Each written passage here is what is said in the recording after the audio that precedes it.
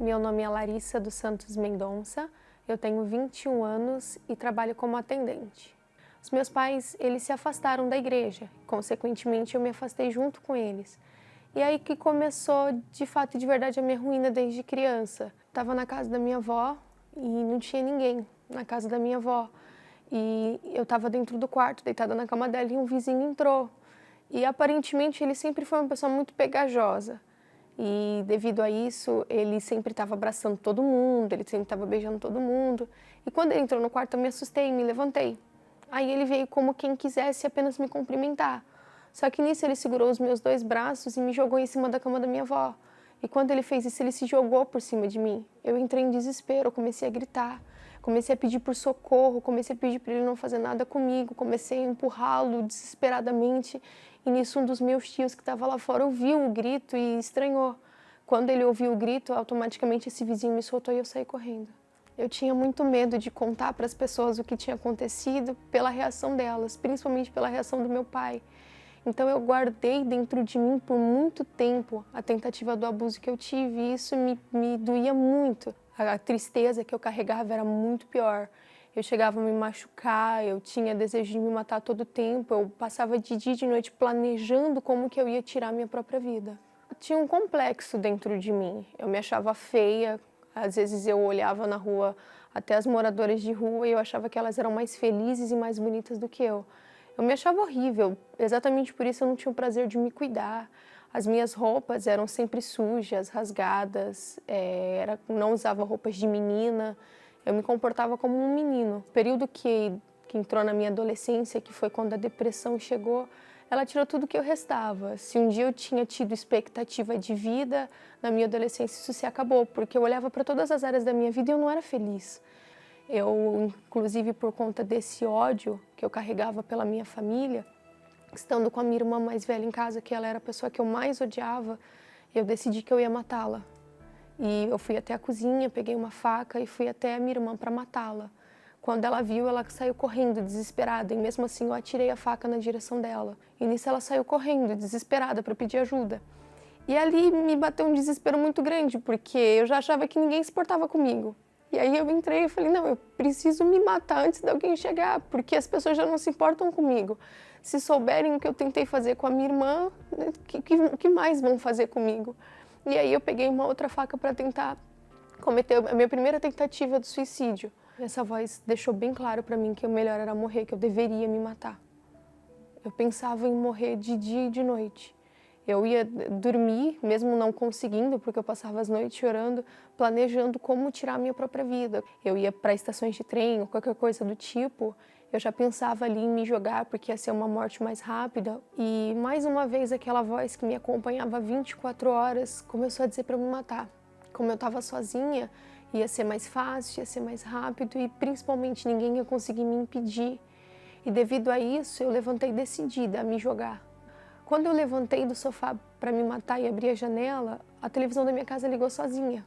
Eu não sei descrever como, nem por que isso aconteceu. E ali tinha um testemunho. Tinha um homem que estava descrevendo a vida dele e parecia que ele estava falando de mim e não dele. Ele descreveu tudo que eu estava vivendo. E aquilo me prendeu, aquilo me chamou a atenção, principalmente pelo depois. Porque ele começou a falar que ele era feliz, que ele era completo, que ele não carregava mais nada do que ele carregava. E era tudo que eu queria, era tudo que eu mais procurei. E nisso eu olhei para o céu, mesmo sem saber como orar ou como falar com Deus. E pensei, eu falei, será que se eu fizer o que ele fez, a minha vida pode mudar? Se eu for lá na igreja como ele foi, será que eu realmente posso ser feliz?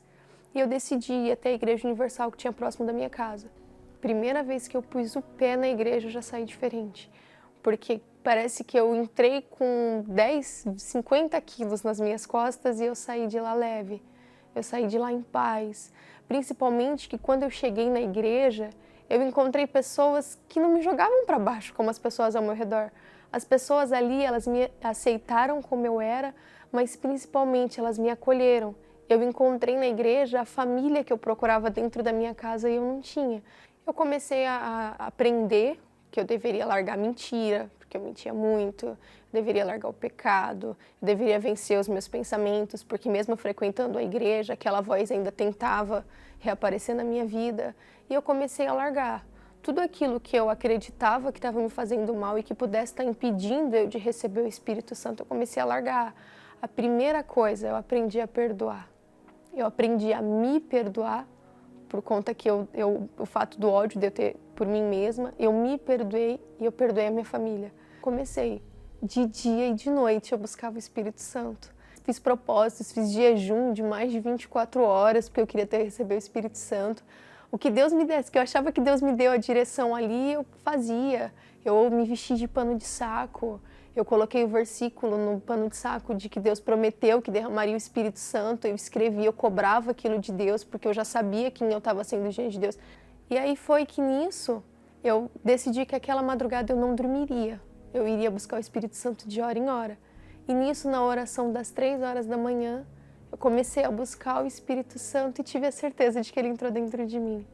A alegria que eu recebi naquele momento, a paz, eu não sabia se eu ria, eu não sabia se eu chorava. Tanto que quando a oração acabou, eu nem conseguia acreditar.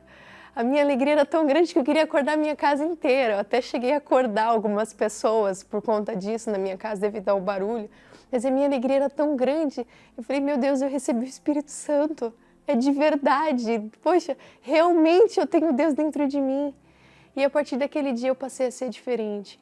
Eu, de fato e de verdade, tinha a natureza de Deus. Aquela natureza que o pastor colocou a verdade na minha cara já não existia mais. Tinha certeza que o Espírito Santo estava dentro de mim e daquele dia em diante, de fato e de verdade, eu era uma nova Larissa. O Espírito Santo, ele veio para mudar minha vida. Posso dizer que ele foi minha maior conquista. De tudo que Deus me deu, desde que eu cheguei na igreja, o Espírito Santo foi a melhor coisa que já me aconteceu, porque eu passei a me amar. Eu passei a olhar para mim como Deus me via. Eu passei a me cuidar, principalmente. Eu passei a ser feliz, que era algo que eu sempre buscava e achava que eu ia ter isso em coisas e pessoas. Eu já não dependia mais de ninguém.